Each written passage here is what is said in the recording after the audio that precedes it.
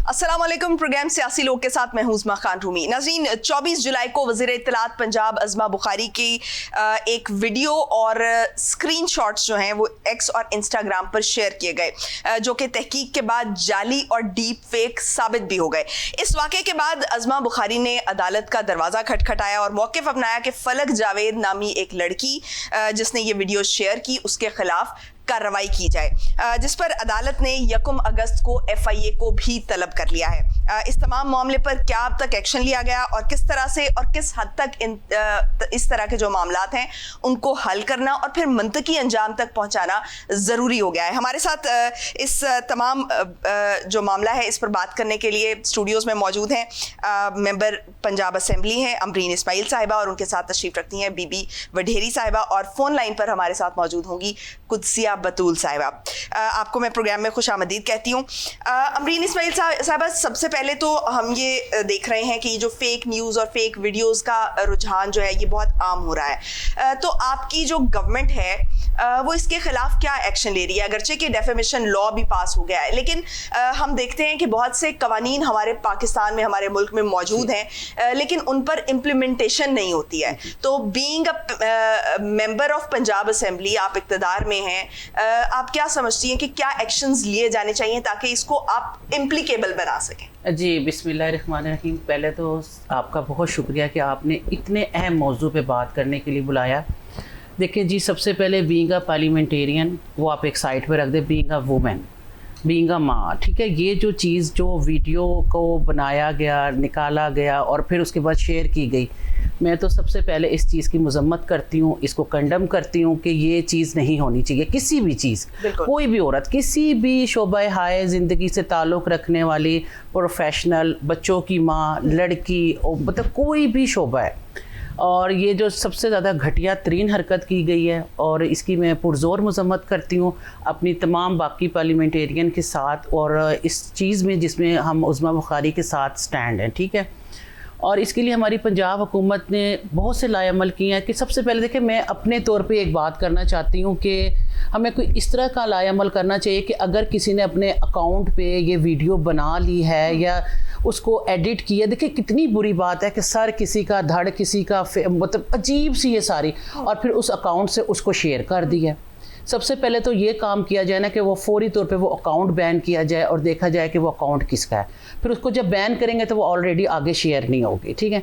पहली बात तो ये होगी, और इसके लिए हमारी पंजाब हुकूमत ने बहुत सारे इकदाम किए हैं, मतलब फौरी तौर पे कि, और इस तरह के इकदाम, और मैं जो अपनी अगर राय देना चाहूँ तो कोई इस तरह का कोई लाएअमल लाया जाए कि हम ख़वातीन को अदालतों में जाना ही ना पड़े। फौरी तौर पे जिस तरह कोई वीडियो फेक बनती है और उस पर फौरी तौर पर अमल दरामद करा के पहले तो उस वीडियो को डिलीट किया जाए, ठीक है ना। हर औरत के, देखें हम माएँ, हम बहनें, हम बेटियाँ, कौमों की इज़्ज़त हमसे है, देखिए ये कितनी प्यारी बात है। और अगर इस तरह करके कि आप उनकी फेक वीडियोस बनाएंगे जिसमें कोई सच्चाई नहीं, और एक देखिए वो हमारी मिनिस्टर साहिब है, ठीक है, एक उनके पास ओहदा है और वो ओहदा उनको दिया गया है, एक बड़ा ओहदा, ठीक है। मैं तो एक आम औरत की भी बात करूँ कि किसी आम औरत की भी ये फेक वीडियोज़ नहीं बननी चाहिए, वो तो फिर एक मिनिस्टर साहिब है।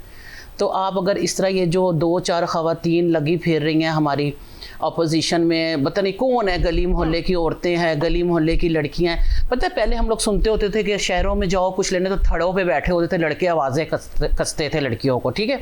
अब वही सारे जो है ना लड़के उठ के सोशल मीडिया पे PTI के भर्ती हो गए, ठीक है। ये सारे काम उनके, ये सारे काम उस औरतों के हैं, और इसको मैं पूरी मजम्मत करती हूँ, पूरी कंडम करती हूँ इस चीज़ को कि ये चीज़ें नहीं होनी चाहिए, ये क्यों हो रही हैं। अब इसमें हमारी पंजाब हुकूमत भरपूर काम कर रही है और भरपूर इन चीज़ों को मतलब मुकम्मल तौर पे बैन किया जाएगा।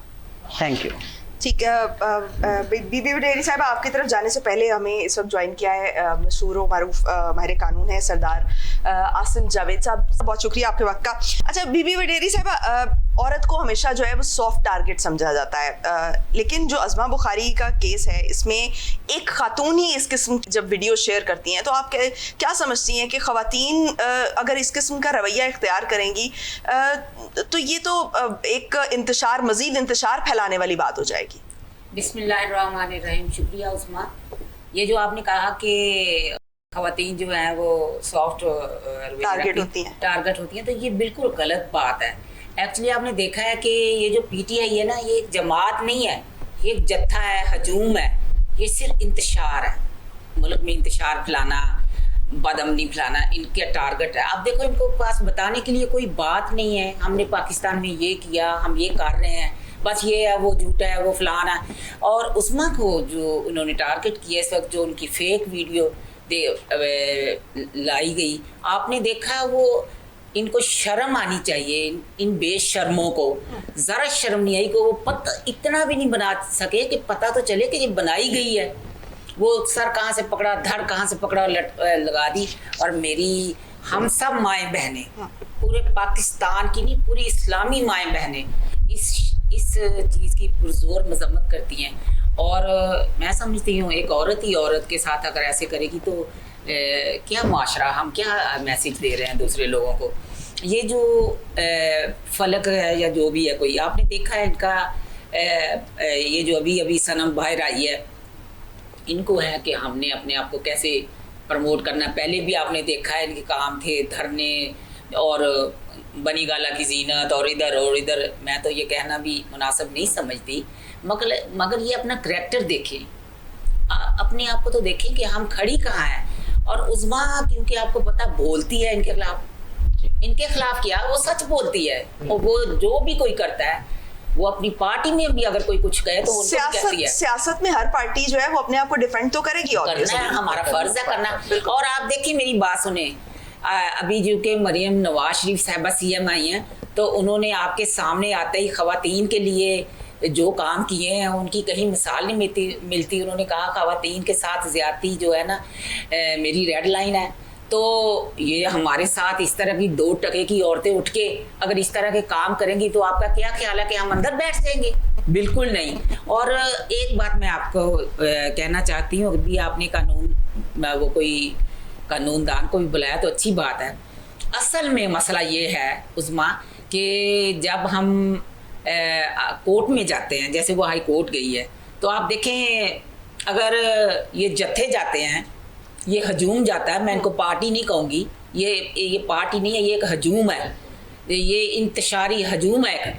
और ये जब जाता 10 मिनट में इनके फैसले हो जाते हैं। और हम जाते हैं तो हम फैसले तो बड़ी दूर की बात है, हम तो कोर्ट में हमें जाने के लिए 4-4, 6-6 घंटे इंतज़ार करना पड़ता है। चलो हम वो भी कर लेते हैं क्योंकि हमारे अंदर बर्दाश्त है।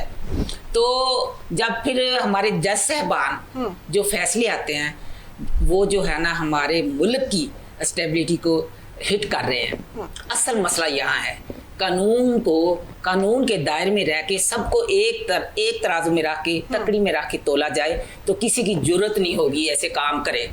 और ये जो इस वक्त उस्मा बुखारी साहबा गई हैं कोर्ट, अगर इसका फैसला उसका जो राइट है उसको ना मिला तो हम सब उसके खिलाफ खड़े होंगे।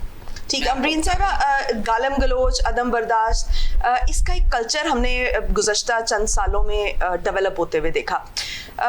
तो जिस तरह से इस कल्चर को प्रमोट करने में हमने देखा कि लीडरशिप ने किरदार अदा किया, क्योंकि लीडर्स जो हैं वो रोल मॉडल होते हैं आम लोगों के लिए, और चूंकि लोग जो हैं वो अपने लीडर से मोहब्बत करते हैं, तो उस मोहब्बत से इजहार पे हमने देखा कि एक लीडर अगर कोई बात करता है तो उसी के वो अल्फाज पकड़ के जो है वो उसको बार बार जो है वो इस्तेमाल किया जाता है और उन्हीं लफ्जों में उनको जो है वो डिफेंड भी किया जाता है। तो किस तरह से आप समझती हैं कि एक सियासतदान की भी ये तरबियत होने की ज़रूरत है कि वो इस तरह के कल्चर को कम से कम जो है वो प्रमोट ना कर सके कि जिसमें गालम गलोच इन्वॉल्व हो, जिससे अदम बर्दाश्त बढ़े? बिल्कुल उस्मा, आपने बड़ी प्यारी बात की आपने खुद ही ये सारी बात करके क्लियर कर दी कि सबसे पहले जो हमारे लीडर होते हैं, जो हमारे मतलब कि हम उन्हें मेंटोर समझते हैं या हमारे कायद। अब आप देख लें पिछली हुकूमत जो थी उसमें हमारा इनका जो PTI का लीडर था वो तू तड़ाक मैं तुझे छोड़ूंगा नहीं, मैं ये कर दूंगा, गाली गलोच, ये यहाँ से सिलसिला शुरू हुआ। उससे पहले तो कभी ये गाली गलोच थी नहीं सियासत में। आप देख लें, आप पीछे बहुत सारे निकाले इस तरह सरेआम जलसों में गालियाँ देनी, और ये जो गाली गलोच का कल्चर है ये आपको पता है कि ये न्याजी हुकूमत के साथ आया, उससे पहले ना था, ना किसी ने गाली दी थी। और फिर उनके जो वर्कर्स हैं वो बाद में करते हैं, गाली पहले देते हैं। तो तड़ाक इनका अपना लीडर जब खड़ा होता था स्टेज पे तो किस तरह करके मियां नवाज शरीफ साहब हो गए या जरदारी साहब हो गए, कोई भी लीडर, देखिए जी ये मतलब पार्टीज़ के सरबराह हैं, उन्हें गालियां देते थे, तू तड़ाक करके तुझे मैं छोड़ूंगा नहीं, मैं ये कर दूंगा, मैं घसीटूंगा, मैं ऐसे कर दूंगा। ये आपको लोगों को याद होगा कि हम ये तो लाइव देखते थे सारा कुछ।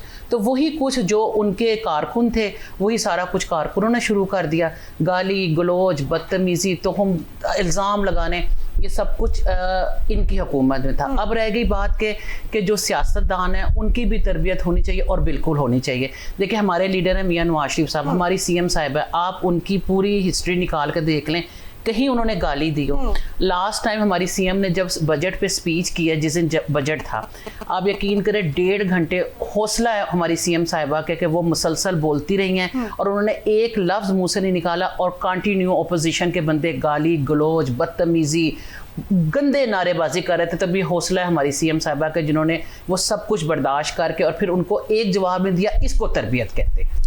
ठीक है ना, इसको तरबियत कहते हैं। देखिए उज़मा, मैं इसमें थोड़ा सा ऐड करूंगी कि आप मुझे बताएं कि शौकत खान कैसे बना। मैं गवाह हूँ इस चीज़ की, मैं पहले भी इसी चैनल में बता चुकी हूँ कि जगह मियां मोहम्मद नवाज शरीफ ने दी, और 50 करोड़ रुपया मियां मोहम्मद मियां शरीफ साहब ने दिया, मियां नवाज शरीफ के वाला साहब ने, और कलसूम नवाज शरीफ साहिबा हर महीने चैरिटी 50 लाख रुपया इसको देती थी।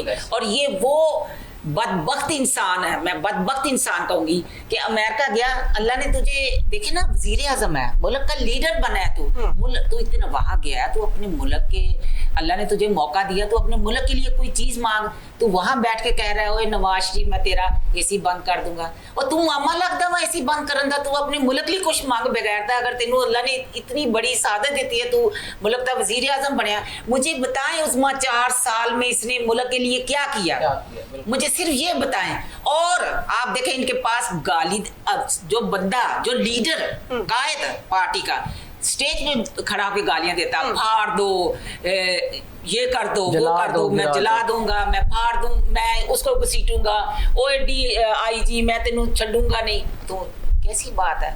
और आज अंदर बैठा वो माफिया मांग रहा है, और बाहर उसके जो उसने एक अपने वर्कर्स में एक दिमाग में डाल दिया कि जितनी गालियां दोगे आप मेरे लिए उतने ही ऊपर जाओगे। तो वो जिनको बोलना भी नहीं आता, आप मुझे बताएं, कल्चर को हमने खास टाइम में जो है वो आप मुझे बताएं, सनम जो है, ये जो आई है सनम जावेद, क्या नाम है इसका, ये जो बाहर आई है, आप मुझे इसकी हिस्ट्री देखें बेटा, आप उस्मा में इसकी हिस्ट्री देख लें। मैं बिल्कुल नहीं चाहती किसी औरत को गाली दी, वो हमारी बेटियों की तरह है, लेकिन जो बेटियों को शर्म नहीं आती, माँ बहनों की इज्जत का पता नहीं, उनको मैं कहती हूँ हमें बेटी कहते हुए शर्म आती है। तुम बाहर आई हो, तुम अपने लीडर के लिए, हर बंदे को अपना लीडर, जब आपके पास दलील ना हो तो फिर आप जो है वो इस पर आते हैं। ये इस कल्चर को जो है वो रोकने की जरूरत है, और इसमें सियासतदानों को जो है वो अपना एक रोल अदा करने की जरूरत है। किस तरह से इसको कानून का हिस्सा बनाया जा सकता है, और क्या जो PMLN है वो इस पर भी सोच रही है, इस मामले पर कि सियासतदानों की भी एक ट्रेनिंग होने की जरूरत है, और उस पर भी कोई कानून बनना चाहिए जिसपे सियासतदानों को अमल करना चाहिए। एक ब्रेक लेंगे, ब्रेक से वापस आकर मैं जो है वो इन्हीं खवातीन से जानने की कोशिश करूंगी कि ये इस कानून के बारे में क्या कुछ सोच रही हैं। Stay tuned.